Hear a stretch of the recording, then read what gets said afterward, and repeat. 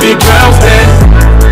ẹ̀yin ará mi nílé lóko lọ́nà odò ẹ sì máa wò pé kí ni ọ̀gbẹ́ tó fẹ́ ṣe lónìí kí ni orin ẹ̀gbọ́n fẹ́ ṣe lónìí tó fi gbé kíní sí live video ẹ má bínú òǹkè sẹ́jọ́ mi nítorí Mrs. Oríyọmí ni torí Mrs. Oríyọmí ni mo fi ṣe live video láàárọ̀ yìí. Mrs. Oríyọmí ṣe birthday lónìí. Today is her birthday, yes. We need a birthday. So therefore, mo need that wish here. Kí wish here dada, kí over wish here. Forget. Bí tí mo lọ ní wípé mo sáré fẹ́ sọ̀tàn kékeré kan fún mi. Kó má dàbí pé mo wá sí online. Mo kàn wá wish here ní ìsọ́ni fún ẹ̀yin obìnrin lé.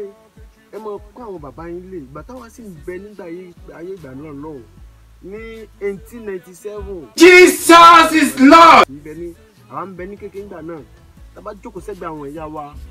Táwọn ìyá wa bá ti sìn àwọn àti bàbá tó bá ti jà. Tó bá ti di pé wọ́n fẹ́ bọ́ àwọn bàbá wa, wọ́n wá sí báyìí. Kò ní burú fún orí kádéfì lásán owó kò rẹsẹ̀. Kò ní burú fún orí kádéfì lásán owó kò rẹsẹ̀. Ẹnu wọn mẹ́fà, ẹnu wọn méje.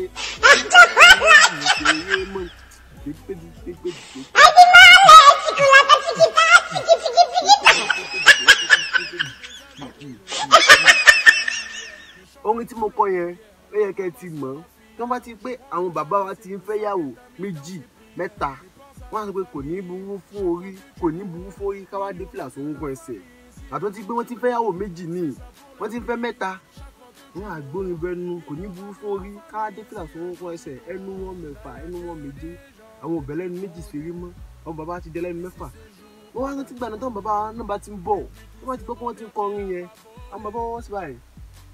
Àwọn ọmọ aláìgbọràn pọ̀ ní yéye, mo ò tilẹ̀ fetí sóhun tó kọ́kọ́ wọn. Dòdò àti ráìsì kò gbọ́dọ̀ kọjá.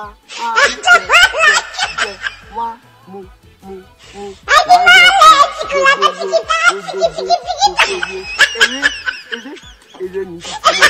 Iṣẹ́ ní ti tiwa. Lórí tí mo ti kọ́ tó yẹ yín, àwọn bàbá wa nígbà náà tó bá ti di pé àwọn ìyá wa ti kọrin kò ní burú fún orí kádífìlà sórúnkún ẹsẹ̀ tó wá ti kọ́ bú wọn. Àwọn náà wà mú wípé àwọn ọmọ aláìgbọràn wọ́n pọ̀ níléèwé. Witness wọ́n pọ̀ nínú ilé.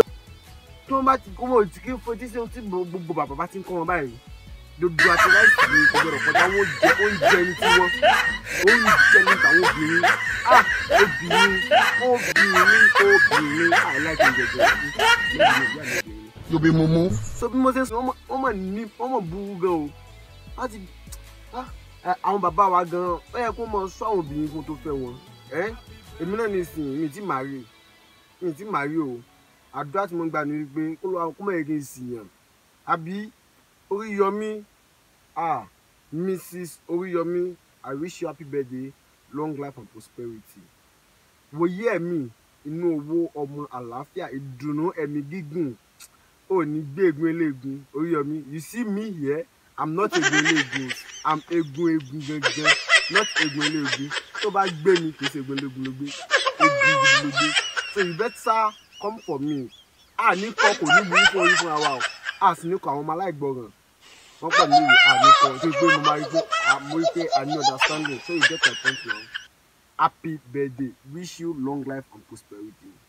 Ẹ̀yin fans mi ó dàbọ̀ ó dìgbà ó dọjọ́ mi ọjọ́ rí. Happy birthday.